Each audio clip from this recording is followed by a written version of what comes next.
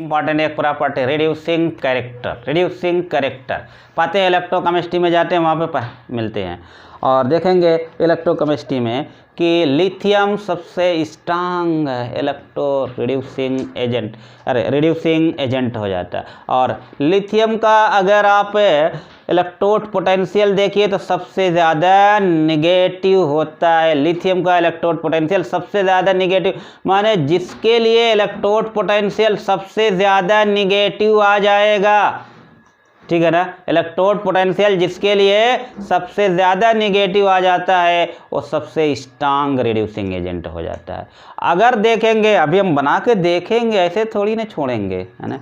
देखेंगे तो first group माने अल्कली मेटल जो होते हैं ये सारे की सारे जो है ये स्ट्रांग रिड्यूसिंग एजेंट हो जाते हैं। और क्योंकि रिड्यूसिंग कैरेक्टर जो होता है inversely proportional to the ionisation energy. मैं इलेक्ट्रोपॉजिटिव कैरेक्टर, मेटालिक कैरेक्टर और बेसिक नेचर लिखा था 3, लिखना चाह रहा था रिड्यूसिंग भी, लेकिन लिखा नहीं था, मैंने कहा छोड़ दीजिए।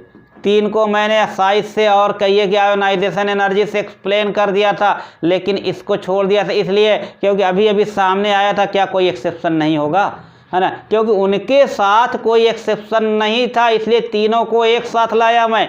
अगर इसमें रिड्यूसिंग कैरेक्टर को भी साथ में ला देता तो फिर फंस जाती बातें कहीं, क्योंकि यहाँ पे एक्सेप्शन मिल रहा था इसलिए मैंने इसको अलग करना बेहतर समझा, ताकि ये बात कह सकें कि यहाँ पे कोई एक्सेप्शन नहीं। Electropositive character, metallic character, basic nature कुछ नहीं, सिर्फ साइज के डायरेक्टली प्रोपोर्शनल। ये आयोनाइजेशन एनर्जी के इनवर्सली इसको भी मैं कह रहा हूँ आयोनाइजेशन एनर्जी की इनवर्सली प्रोपोर्शनल है। और क्यों? क्योंकि फर्स्ट ग्रुप के एलिमेंट की आयोनाइजेशन एनर्जी बहुत बहुत बहुत कम होती है, इसलिए फर्स्ट ग्रुप के सारे एलिमेंट क्या हैं, रिड्यूसिंग कैरेक्टर शो करते हैं। और अगर अब देखा जाए lithium, sodium, potassium, rubidium, caesium, तो यहाँ पे सबसे कम आयोनाइजेशन एनर्जी है ना, मिनिमम, लीस्ट कहिए minimum ionisation energy, minimum ionisation energy. और ये काम कह रहे हैं तो क्या कहेंगे, मैक्सिमम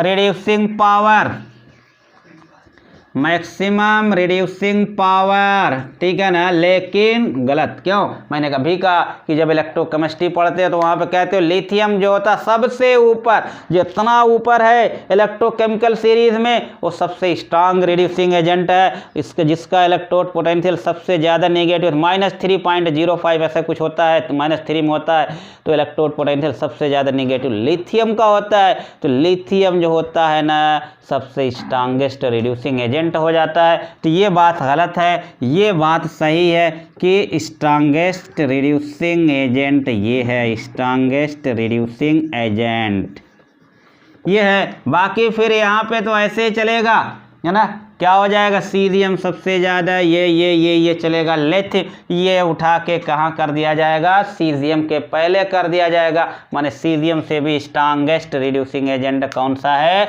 लिथियम है। लिथियम है क्यों होता भाई, देखिए अब आते हैं ज़रा सा, ये तो चलिए याद हो गया, क्वेश्चन याद हो गया। होता क्या है, अगर आप रिड्यूसिंग कैरेक्टर की बात करिए तो रिड्यूसिंग कैरेक्टर किसको कहेंगे या रिड्यूसिंग नेचर किसको कहेंगे, कहते ease of tendency to get oxidise. क्यों भाई, रिड्यूसिंग कैरेक्टर या reducing nature is of tendency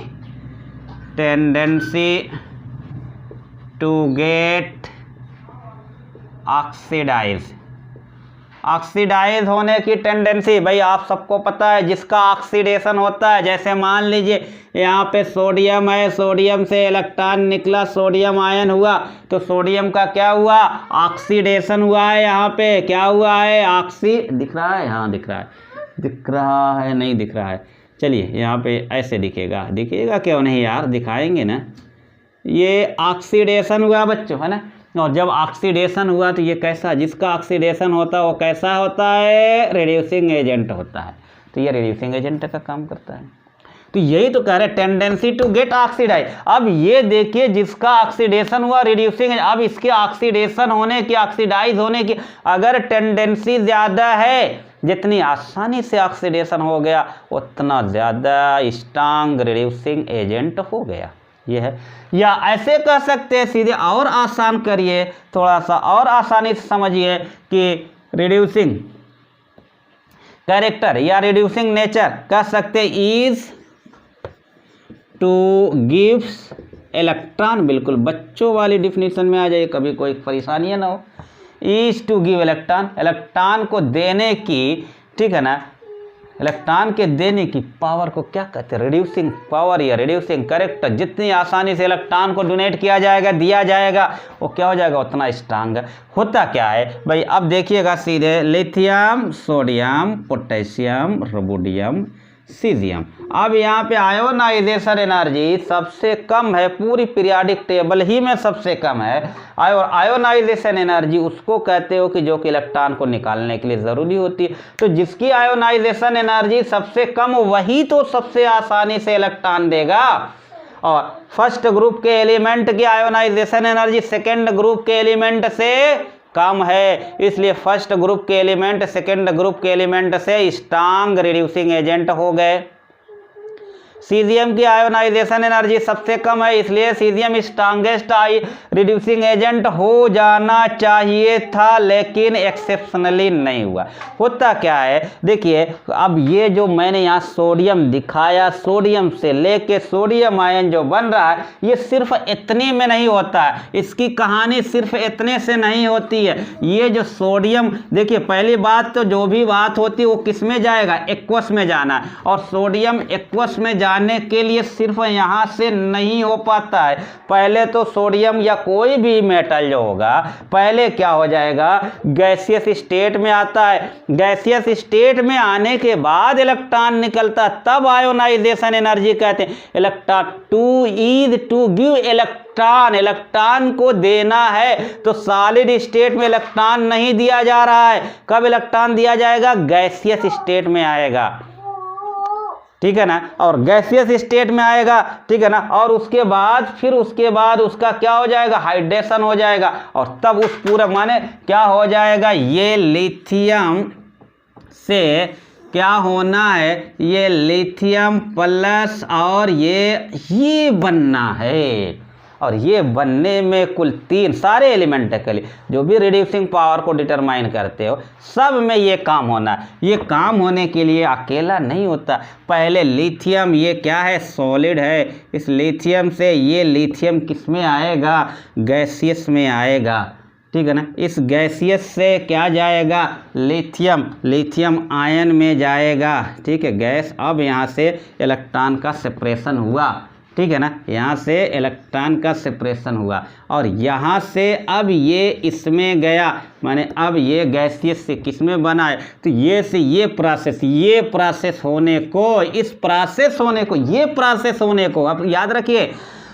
lithium आप कहिए कि ऐसे सोडियम तो सोडियम आयन बन गया है ना, ये ऑक्सीडेशन हो गया, ये यहाँ से ये प्रोसेस होने को, इसको आप कहोगे, ठीक है ना, इसको आप कहोगे ऑक्सीडेशन, और इसको कहोगे रिड्यूसिंग कैरेक्टर डिटरमाइन, किसी का भी। अब देखिएगा ज़रा सा, ये जो हुआ इसको क्या कहोगे, देखिए आप सॉलिड से गैस बन गया, सॉलिड से गैस बनने को सब्लिमेशन, है ना, ये कौन सी प्रोसेस, सब्लिमेशन, सबलाइन। देखिए मैं एक लाइन में बता काम खत्म कर सकता था, लेकिन देखिए पूरा डिटेल कर रहा हूँ कि हमेशा के लिए आपको बात समझ में आ जाए। हीट ऑफ सब एस कह दिया, माने हीट देना पड़ रही, क्या कहेंगे, प्लस एंडोथर्मिक, ये भी क्वेश्चन पूछ लिया बिल्कुल। फिर उसके बाद यहाँ से इलेक्ट्रॉन निकल के गैस आइसोलेटेड न्यूट्रल गैसियसेशन से इलेक्ट्रॉन निकलता है, तो क्या कहते हैं, आयोनाइजेशन एनर्जी, ये प्रोसेस आयोनाइजेशन कहलाएगी, आयोनाइजेशन एनर्जी के। ये भी कैसी होती है, प्लस होती है, ये भी। उसके बाद वाटर जुड़ता है, ठीक है ना, हाइड्रोलिसिस होती है, उसके बाद एक्वस बनता है, तो heat of hydration delta H कहिए, और ये कैसी हो जाती है, निगेटिव हो जाती है, एक्सोथर्मिक। 3 प्रोसेस, ठीक है ना, 3 प्रोसेस।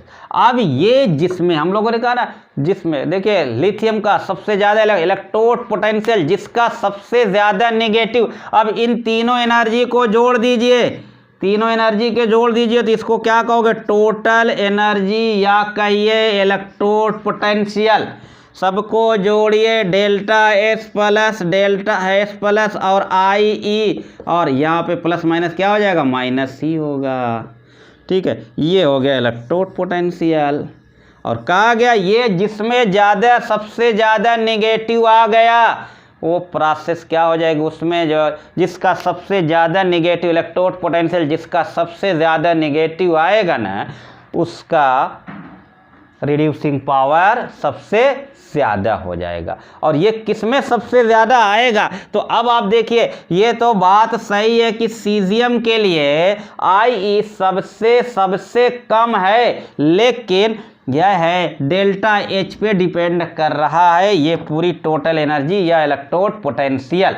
अब लिथियम की साइज हम लोगों को पता था कि बहुत बहुत छोटी है, और क्या है कि लिथियम की हाइड्रेशन एनर्जी यहाँ पे सबसे ज़्यादा है ना, लिथियम की हाइड्रेशन एनर्जी सबसे ज़्यादा है। तो लिथियम की हाइड्रेशन एनर्जी सबसे ज़्यादा है, तो ये वैल्यू सबसे ज़्यादा निगेटिव माने delta H minus delta H greater than S plus I E सबसे ज़्यादा किस में आ जाएगा, ये माइनस डेल्टा एच सबसे ज़्यादा किस में आ रहा है, लिथियम के अंदर आ रहा है। या कहिए कि लिथियम के लिए इलेक्ट्रोड पोटेंशियल सबसे ज़्यादा निगेटिव आ जा रहा है, क्यों, क्योंकि उसका डेल्टा एच सबसे ज़्यादा है। ठीक है ना, आयोनाइजेशन एनर्जी कम ज़रूर थी सीजियम की, सीजियम में कम एनर्जी ज़रूर लगती है इलेक्ट्रॉन निकालने के लिए, लेकिन और फैक्टर पे जो डिपेंड कर रही थी डेल्टा एच बाजी मार गया किसका,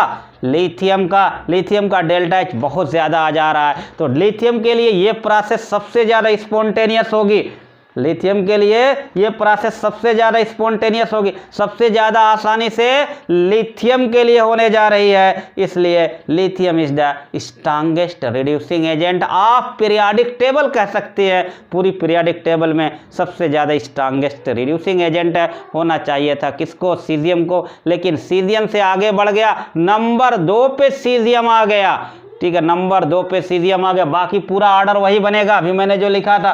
लिथियम को बस क्या करिए, सीजियम से पहले कर दीजिए, और उसके बाद जो है क्या आ जाएगा, जो ऑर्डर जैसे थे वैसे ही होना है, क्योंकि ये प्रोसेस जो होती है स्पॉन्टेनियस सबसे ज़्यादा किसके लिए मिल रही है, सीजियम लिथियम के लिए मिल जा रही है। तो इसलिए लिथियम इज द मोस्ट, ठीक है, या strongest reducing agent of PT.